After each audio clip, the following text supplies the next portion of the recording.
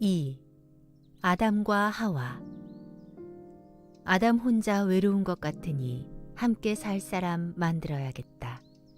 잠든 아담의 갈비뼈 하나 취해 하와 만드시자 동사는 웃음꽃 만발. 하나님이 일곱째 날에 복 주시고 거룩하게 하시다. 2장 1절에서 3절. 시간이 시작된 태초일에 6날이 지나고 일곱째 날이 되었다. 하나님의 뜻대로 천지창조가 다 이루어졌다. 그래서 일곱째 날에 하나님은 일손을 놓고 쉬셨다. 더는 창조가 필요 없는 완벽한 상태였기에 안식을 취하신 것이다. 모든 일을 온전히 성취하신 데에서 비롯되는 지극한 평온의 상태였다. 하나님은 일곱째 날에 복을 주시고 거룩하게 하셨다. 일곱째 날아, 복되고 거룩하여라. 일곱째 날에 쉬시며 그날을 복되게 하고 거룩하게 하신 하나님의 안식은 후일 안식일 제도의 바탕이 되었다. 신약 시대에 이르러서는 예수 그리스도의 부활을 기념하는 주일의 예표가 되었다. 일곱째 날을 복 주시고 거룩하게 하심으로 천지 창조 사역은 하나님의 기쁨 가운데 온전히 마무리되었다. 하나님이 에덴 동산을 만드시고 사람을 살게 하시다. 2장 4절에서 17절. 땅이 지음을 받던 날, 땅에는 비가 내리지 않았기에 푸른 풀도 울창한 나무도 없었다. 물론 땅을 경작할 사람도 없었다. 땅에서는 안개만 올라와 온 지면을 축축하게 적시고 있었다. 사람이 살아갈 동산을 가꿔야겠구나. 하나님은 자신의 형상을 따라 지으신 사람을 매우 특별하게 생각하셨다. 그래서 지구의 동쪽 어느 한 지역, 곧 에덴이라 불리는 곳에 아름다운 동산을 가꾸셨다.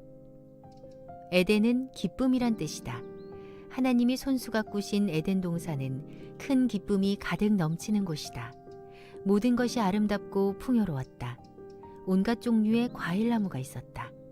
나무마다 보기 좋고 먹기 좋은 열매가 주렁주렁 맺혀 있었다.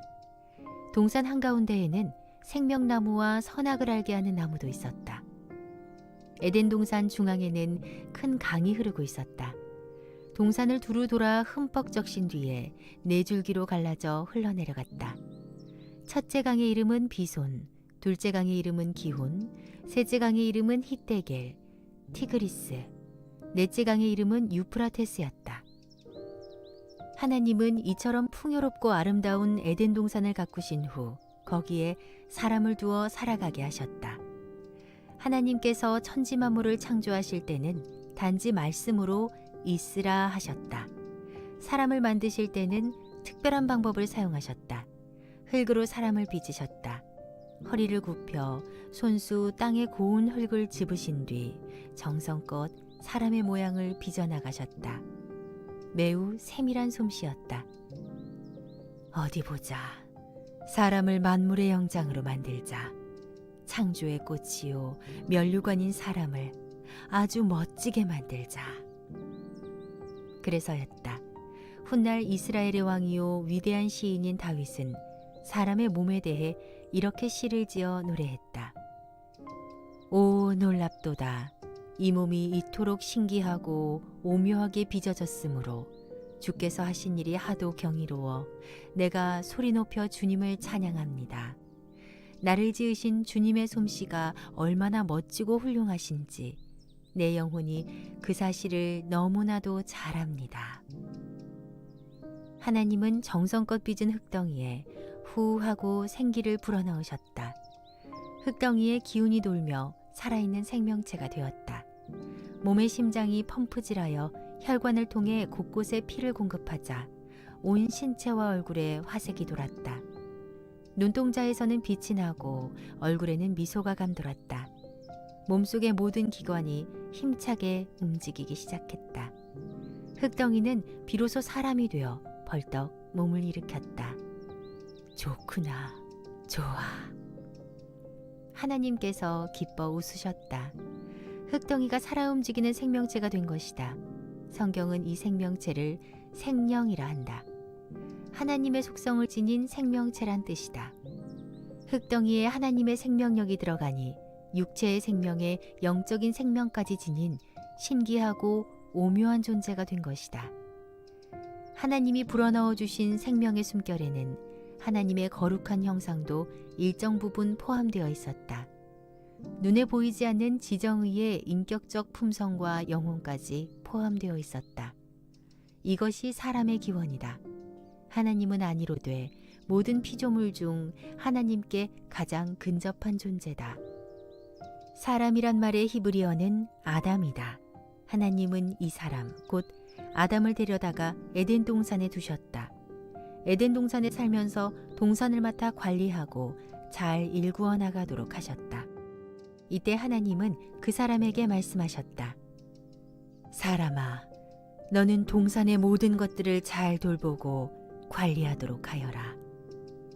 네, 명심하겠습니다.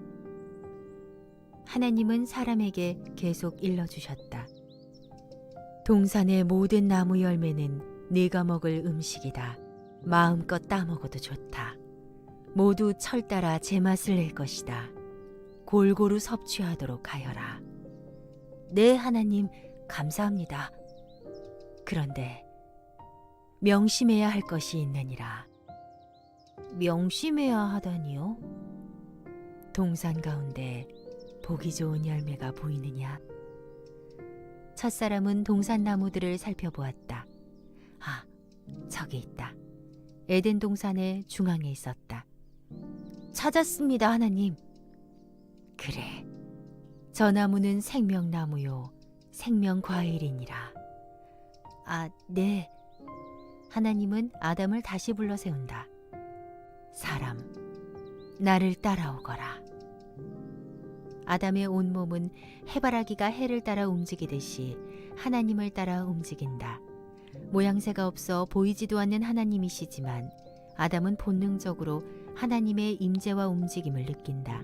그래서 하나님의 형상대로 지음을 받은 생명체이다. 하나님은 동산의 가장 깊숙한 곳으로 인도하신다. 아담의 눈에 문득 동산 중앙에 우뚝 서 있는 나무가 들어왔다. 저 나무는 무엇이옵니까? 하나님이 걸음을 멈추시고 속삭이듯이 말씀하신다. 아담아, 반드시 명심하여라. 저 열매는 먹어서는 절대로 안 된다. 예? 어찌 따먹지 못하게 하시는 것입니까? 에덴 동산이 조용해졌다. 모두가 하나님의 다음 말씀에 귀를 기울이는 것 같았다. 하나님의 음성이 들려왔다. 나지막하면서도 또렷하다.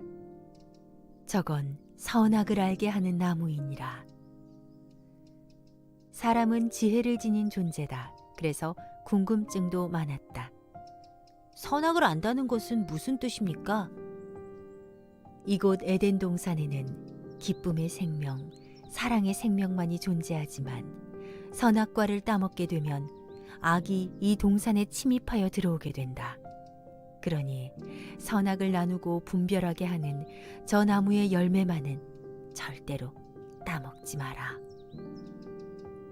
이어 하나님은 엄숙한 어조로 사람에게 단단히 경고하셨다.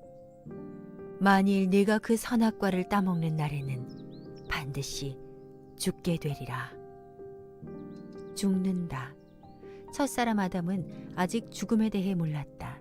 죽음을 본 적도 경험한 적도 없기 때문이다. 죽는다는 게 무슨 말입니까? 나뭇가지가 꺾여 시든 것을 본 적이 있느냐?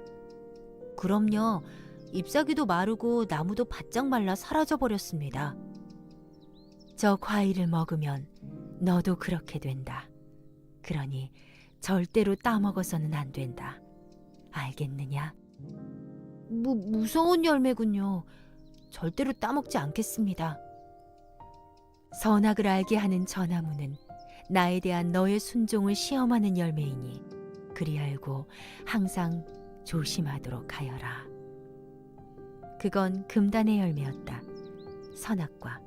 먹으면 죽는다는 치명적으로 위험한 과일이다. 하나님은 이런 과일을 왜 주신 것일까? 처음부터 선악과를 주시지 않았더라면 따먹는 일도 없었을 텐데 그러면 사람에게 죽음이라는 불행도 뒤따르지 않았을 텐데. 사람은 잘 몰랐지만 에덴 동산 가운데에 있는 생명의 열매와 선악의 열매는 하나님의 선물이다. 본디 사람은 흙으로 지음을 받았기에 영원히 산다는 보장이 없었다.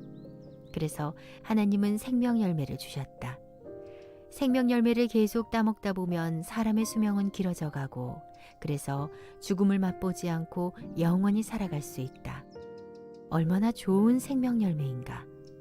그렇다면 선악의 열매, 곧 선악과는 따먹지도 못할 과일인데 왜 두셨을까? 사람은 로봇으로 지음을 받은 기계가 아니다. 스스로 무엇을 결정할 수 있는 자유의지를 지닌 인격적인 존재로 지음받았다. 그래서 선악과를 따먹을 수도 있지만 하나님의 명령에 순종하여 자신의 자유의지로 따먹지 않을 때 그는 영원한 생명의 기쁨을 누리면서 살 수 있게 된다. 아담이 모든 동물의 이름을 지어주다. 2장 18절에서 20절.